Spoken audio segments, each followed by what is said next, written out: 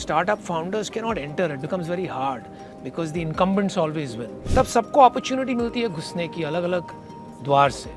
So I think that is what AI is doing. Consumer internet will be completely reinvented. Manufacturing is being reinvented. आप e-commerce देख लीजिए, वहाँ पर भी AI आ रहा है. मैंने एक कंपनी में इन्वेस्ट की, Agnikul, which is building the SpaceX of India. They're worth now $500 million. Hopefully, हमें देखना ये है कि how to skill people, how to create jobs. आप यंग इंडियंस कॉन्क्लेव में बैठे हुए हैं, आप स्टार्टअप की दुनिया के एक बहुत बड़े फेस हैं. ऐसे अभी कौन से ऐसे क्षेत्र हैं जहाँ पर स्टार्टअप्स के लिए अभी भी बहुत जगह बाकी है? देखो यार, सबसे बड़ी चीज़ क्या हुई है इंडिया में या globally, not just India, is जो AI कर रहा है अभी, उससे क्या होता है ना, मैं आपको एक कॉन्टेक्स्ट देता हूँ. हर 10-12 साल में एक ऐसी टेक्नोलॉजिकल वेव आती है जो एग्जिस्टिंग सिस्टम्स को डिसरप्ट कर देती है. तो अगर आप 1990s में देखोगे तो इंटरनेट आया था. हाँ, इंडिया में आज इंटरनेट फ़ोन के द्वारा ज़्यादा लोग यूज़ करने लगे, बट US में 1990s में जब इंटरनेट आया था तो उसने सारी एग्जिस्टिंग इंडस्ट्रीज़ को डिसरप्ट करके एक अपॉर्चुनिटी दी स्टार्टअप एंटरप्रेन्योर्स को कि वो कोई भी इंडस्ट्री में जा सके इंटरनेट यूज़ करके.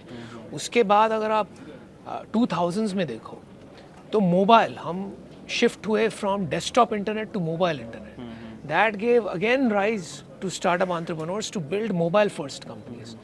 फिर आया सोशल मीडिया 2010s में, उसने फिर एक अपॉर्चुनिटी दी टू चेंज मार्केटिंग. तो हर इंडस्ट्री में वो इम्पैक्ट लाया. इसी तरह अब AI जो है, वंस अगेन इट गिव्स, देखिए जब when things are going normally, तब तो startup founders can not enter, it becomes very hard because the incumbents always win. लेकिन जब डिसरप्शन आता है जो AI के द्वारा आ रहा है, तब सबको अपॉर्चुनिटी मिलती है घुसने की अलग अलग द्वार से. तो I think that is what AI is doing. It is opening up every industry. SaaS देख लीजिए आप, it will be completely reinvented by AI.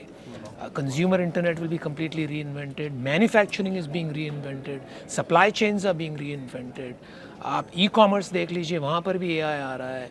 So I think the opportunity by using technology is across industries. लेकिन specifically अगर आप मुझे पूछें, what I'm excited about right now, I think space tech is very interesting.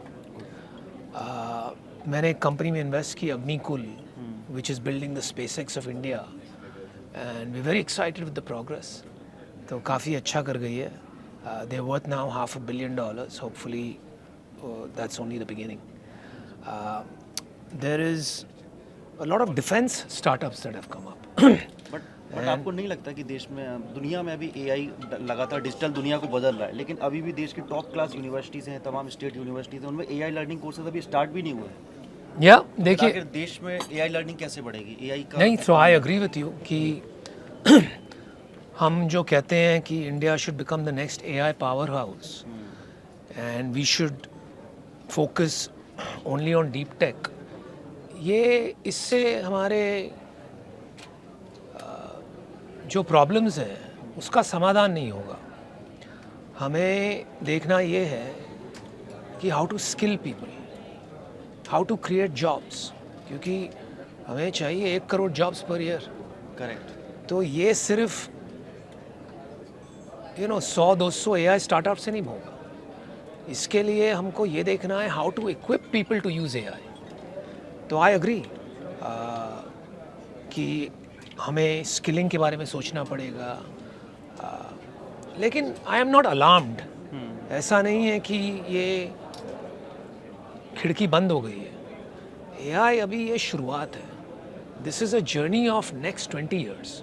जिस तरह internet 1990s में शुरू हुआ, उसकी फसल आपने तब बोई, आज 20 साल बाद लोग ने उसको देखा, उस पर आज भी कंपनीज बन रही हैं. तो ऐसे नहीं है कि ये खिड़की बंद हो चुकी है. This is just the beginning, but we have to seriously think about skilling.